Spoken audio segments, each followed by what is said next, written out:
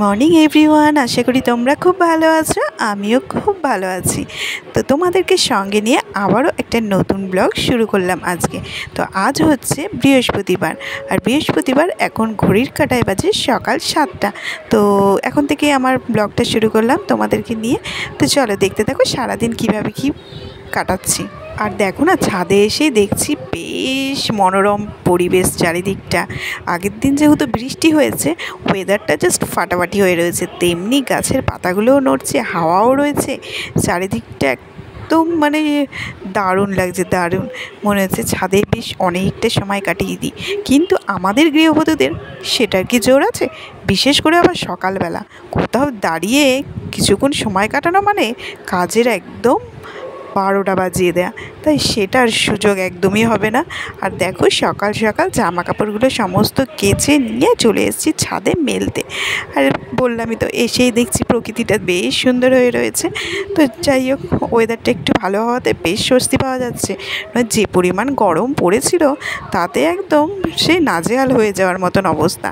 তবে ওয়েদারটা ঠিক হওয়াতে অনেকটা স্বস্তি পাওয়া গেছে। আর কালকে ঘুমটাও বেশ ভালোই হয়েছে।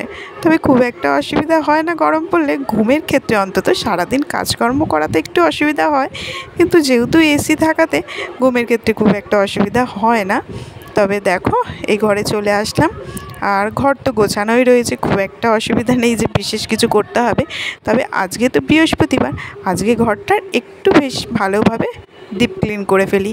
সারা সপ্তাহে সেটা হয় না, সারা সপ্তাহে শুধু ঝাড়টা দিয়ে রেখে দিই। যেহেতু ঘরটা একদমই ইউজ করা হয় না, তাই শুধুমাত্র ঝাড় দিয়ে রেখে দিই। বৃহস্পতিবার করে একেবারে মুছে সিঁড়ি মোছা সমস্ত কাজ একদম বৃহস্পতিবার করে করা হয়। আর বৃহস্পতিবার মানেই হচ্ছে আমাদের তো ছুটির দিন, দোকান বন্ধ থাকে। আর বৃহস্পতিবার মানে প্রতিটা ঘরে কাজের পরিমাণ একটু বেশি, যেন ঝাড়মোছ পরিষ্কার করার ব্যাপারটা একটু বেশি হয়। তারপরে পুজো দেওয়ার ব্যাপার আছে, সমস্ত মিলেমিশে যেন বৃহস্পতিবার সবারই কাজের পরিমাণটা একটু বেড়েই যায় আর কি। তো ওইদিকে দেখো ঘরটা ঝাড় দিয়ে নিলাম, ঝাড় দিয়ে এবার মুছে নিলে পরে মোটামুটি ঘরের কাজ হচ্ছে কমপ্লিট হয়ে যাবে। তারপরে ওইদিকে সিঁড়িটা একেবারেই মুছে নিয়েছিলাম, এবার মানে ঝাড় দিয়ে নিয়েছিলাম আর কি। আর মুছে নেব তাহলেই হয়ে যায়। আর দেখো ঘরটা একদম ক্লিন। তবে আগের যে পরিবেশ ছিল এখনও সেই পরিবেশই রয়েছে, খুব একটা যে বোঝা যাচ্ছে তা নয়, কারণ ঘরটা তো সবসময় ক্লিনই থাকে, ইউজই করা হয় না, তাই জন্য যেমনকার তেমনই থাকে। ওই আর কি মনটাকে ঠিক রাখার জন্য আর কি একটু পরিষ্কার করে রাখা, নয়তো আর কিছুই নয়। তো ঘর তো পরিষ্কার হয়ে গেছে, ঘর গুছিয়ে ঘরের মধ্যে যেমন যা কার্পেট পাতা সমস্ত পেতে ঘর দরজাও বন্ধ করে রাখি, খুলে রাখি না আর কি।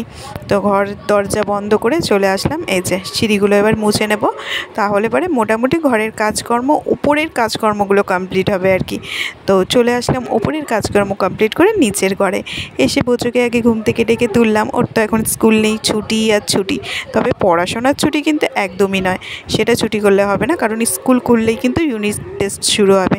তাই পড়াশোনাটা একদম অফ করলে হবে না, শুধুমাত্র স্কুল ছুটি।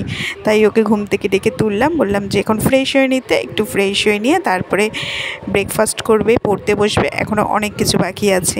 আর আমি ততক্ষণ বিছানাটা গুছিয়ে নিই, মানে ও ফ্রেশ হতে হতে, বোঝো ফ্রেশ হতে হতে আমি বিছানাটাকে গুছিয়ে নেবো তাড়াতাড়ি করে, যাতে ওকে নিয়ে একটু বসতে পারি আর কি। একটু কাছে বসে থাকলে পরে পড়াশোনাটা করে, ছোটো তো, সরে গেলেই পরে নিজের ছন্দে নিজে সময় কাটাতে থাকে, সময়টা আর কি নষ্ট হয়। ওই বারবার ডাক দিতে হয় যে পড়ছিস পড়ছিস, এই করতে হয় কাজ করতে করতে। তবে টানা যে অনেকক্ষণ বসে থাকতে পারি সকালের দিকে তা নয়, কিন্তু যতটা পারি তাড়াতাড়ি কাজকর্মগুলো গুছিয়ে নিয়ে একটু সময় দিই আর কি ওকে।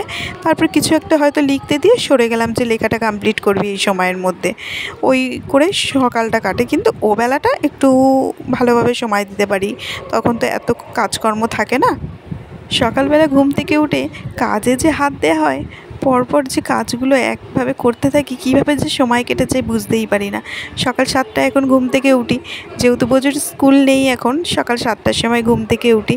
ভাবি যে আর একটুখানি শুয়ে থাকবো, কিন্তু কাজগুলোর কথা চিন্তা ভাবনা করলে পরে না ঠিক শুয়েও শান্তি পাই না। মনে হয় না থাক, উঠে গিয়ে কাজগুলো কমপ্লিট করি আর কি।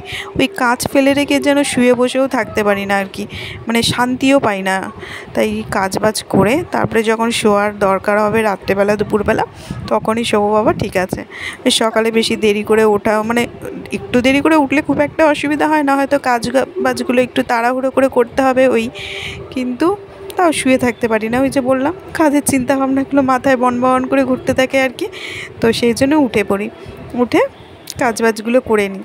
আর কীভাবে যে সময় কেটে যায় এই সংসারের কাজকর্ম সমস্ত, ঘর গোছানো সমস্ত কিছু করে তারপরে রান্নাঘরে ঢুকে কীভাবে যে সকাল 7টা থেকে 12টা অবধি যে কীভাবে কেটে যায় কিছু টেরই পাই না।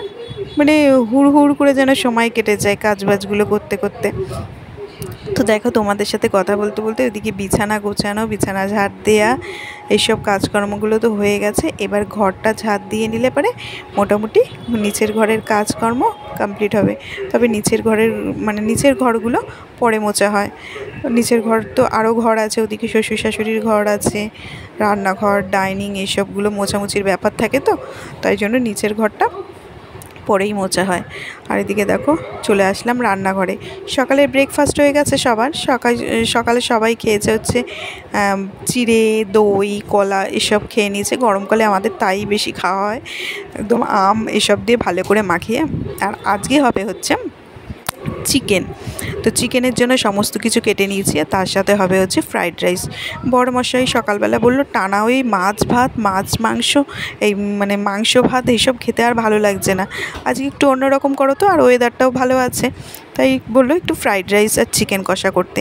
আবার বোঝো বললো আমাকে একটু চিকেন স্টু করে দিও, কিন্তু ছোট ছোট করে পিস করে স্টু করে দেবে। তাই ওর জন্য এই যে স্টু বানিয়ে দিয়েছি, বেশ খাওয়াটাও উপকার। তো বাবার ছেলের হুকুম, সকাল সকাল মানে উঠেই, ছুটির দিন আজকে, বাবা হুকুম দিয়েছে হচ্ছে মানে বড়মশাইয়ের কথা বলছি, বড়মশাই হুকুম দিয়েছে সকালবেলা যে একটানা ওই মাছ ভাত এইসব ভালো লাগছে না, একটু ফ্রাইড রাইসের চিকেন কষা করো। আর বোঝে হুকুম দিয়েছে হচ্ছে একটু চিকেন স্টু করে দাও। তাই তাদের ইচ্ছা অনুযায়ী করছি আজকের রান্নাবান্না। তো ওকে তো চিকেন স্টুটা করে দিয়ে আসলাম, ও এখন খেতে থাকবে, আর আমি এদিকে রান্নাবান্নাগুলো কমপ্লিট করে নিই। এদিকে মশলাটাকে ভালো করে কষিয়ে নিয়েছি। এবার এই যে চিকেনগুলো সব এক এক করে দিয়ে নিয়ে আবারও ভালো করে কষিয়ে নেব, কষিয়ে নিয়ে রান্না করব। আর ওদিকে মানে মাংসটা প্রায় হয়েও গেছে। তোমাদের সাথে কথা বলতে বলতে দেখো একদম গরম গরম চিকেন কষা ধোয়া উঠছে, দেখে কিন্তু ইয়াম্মি লাগছে, উফ দারুণ লাগছে কিন্তু। তো তোমাদের কেমন লাগছে অবশ্যই কিন্তু কমেন্ট করে জানিও। আর তোমরা যদি খেতে চাও অবশ্যই কিন্তু চলে এসো আমার বাড়িতে, অবশ্যই দেবো।